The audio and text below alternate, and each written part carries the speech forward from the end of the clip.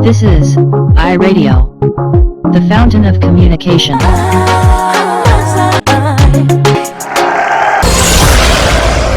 On ITV. Taught barrier in pursuit of a journey of great academic excellence. Nanteza yetisaamu kubaweereza mu kanisa ya Nabbi Kakande nabatwala mu maka gaabwe mu disitulikiti y'e Kayunga n'abalage ng'ejje badde balyamu abantu. Kabaza ku kati otya mutwe ekigo okubako. Okay. Bw'abanga alwana bakkiriza nti baludde nga benyigira mu bikolwa ebyokulya abantu era nga tebataliza mu bantu be balya. Nyumba yaabwe basanzemu ekinnya ekinene nga baliirako emikeeka mb'omugenyi bw'atuulamu ng'agwa ku mafumu olwo nga gamufumita. Wajja n'atuula kuno bw'atuula agwamu mu bibwevu n'agwamu kati bw'agwamu tetuba tukoze eki tuba tufunye ennyama bw'agwamu mutabani wange ng'akwata effumu ng'amufumita bw'ati aw'ejjambiya ng'akwata nga bakwata ejjambiya nga tulyoka tukola ki tuba tufunye ennyama. Babasanze n'ebiganyibwa okuba enviiri ennyama y'abantu n'ebirala mbu ne babagira abantu. Abaana balumiriza jjajjaabwe okubaleetera ennyama eno era ne boogera n'ebitundu bye basinga okuwoomerwa. Vumba ne jjajja mukyala. gwate ki ekisinga okukuwoomera? Kabira. Nange ndya. Ab'ekyalo nga bakulembeddwamu ssentebe Ssaalongo Kato Joseph n'omumyuka we Edward Magoye bategeeza nga bwe bataasizza abatuuze bano enfunda eziwera. Basanyukidde eky'okubasabirira ewa Nabbi Kakande agenda okubazza obuggya. Kandi wabanga avuddeyo okujja okutaasa abantu bange bano kiba kirungi nnyo bannaaye. Wano baana tetuyita oba tugenda okuluuzi naye tetukyayitayo. Tuyingira ssaawa emu tuli mu nju. Naye mwebale kujja kutuwonya. Mukyalo bamukwatako bali bagenda okuyingiza amatooke ne tumutaasa. Oluvannyuma batutte okubasabira ewa Kakande basobole okusumululwa.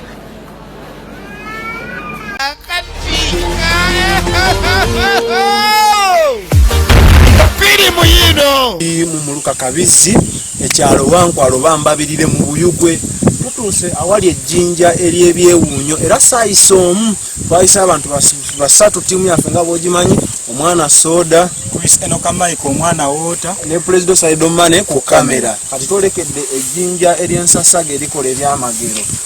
Ejjinja lituuseeko lyolengera mu maaso wali eri baliyita Mayindo. Jjajja Mayindo kitegeera.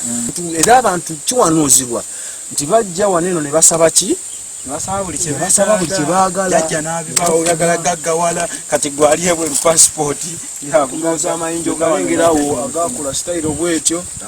Wali ndowooza olengera bulungi ekibira kiikyo kyonna kyonna kyebungulidde Jjajja maki Mayindo. Tujjamu erenga tumugamba ne tuzikwate mu ngalo. Olwensonga wa TV sigala ng'otufolowinga. Kati wano tuuse ewa Jjajja Mayindo.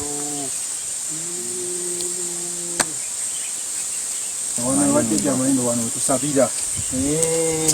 Nange kansabe.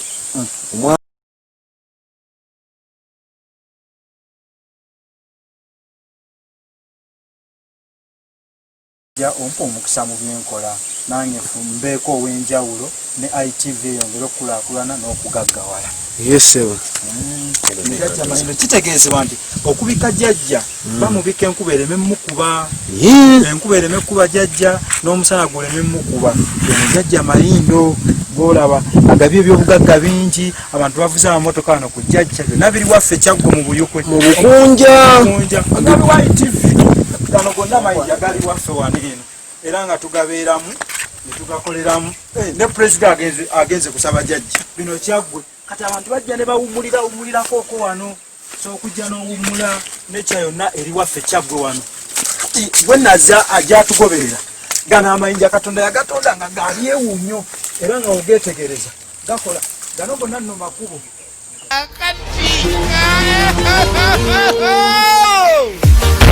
Firimu yino Ndagire omufiripino Kafulu okubatuusaako enviiri z'abaserebu abaafa.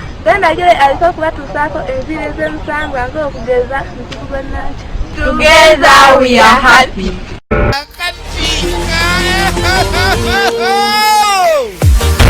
Firimu yino ya celebrity show okutuusaako abaakabi bonna abakola ebyamagero naye tetuyinza kwerabira Prince Job Kafeero kuba ali mu Nabuyikwe ate ne TV yaffe esangibwa Buyikwe.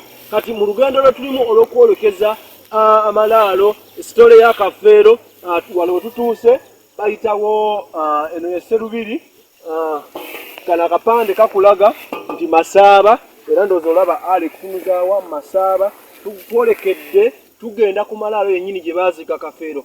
Kafeero yennyini gye tugenda saawa ya leero weyongera okulaba subscribing ekyo ekikubo kyolaba kyekyambuka yennyini e Masaaba tugenda kutuusayo ku malaalo.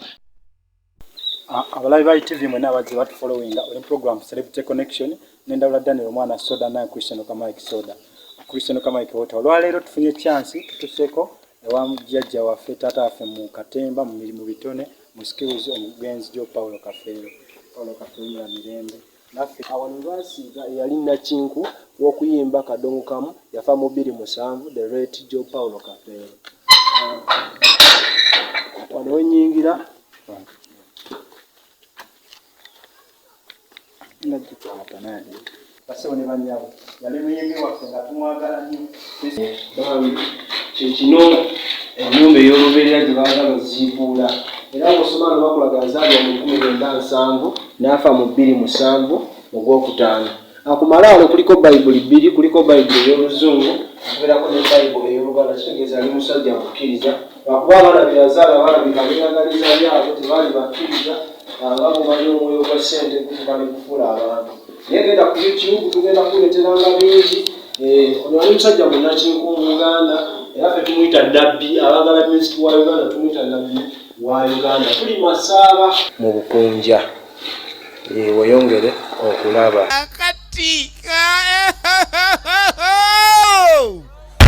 firimu yino banaffe abalungi abatuwuliriza mbaniriza nnyo ku mawulire kaffe kano tokambuusa yenze Musaacha eyatambusa ebikere okufa Embaale okutuuka wano era kantandike n'omutwe kuno omukulu.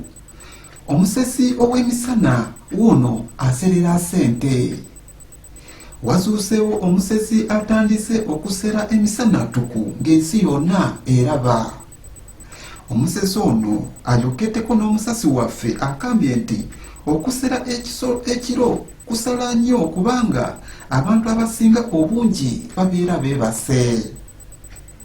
Kati okulaba omusesi ono osasula ssente n'akusereramu era ate okumupangisa omutwale akuserere ky'oyagala osooka kukola puukingi.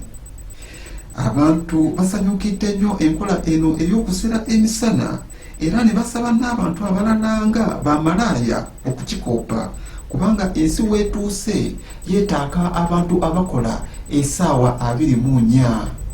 Ku lwa ITV tokambuusa yenze Musaacha. And I am Maggie Mulene. This is ITV Uganda.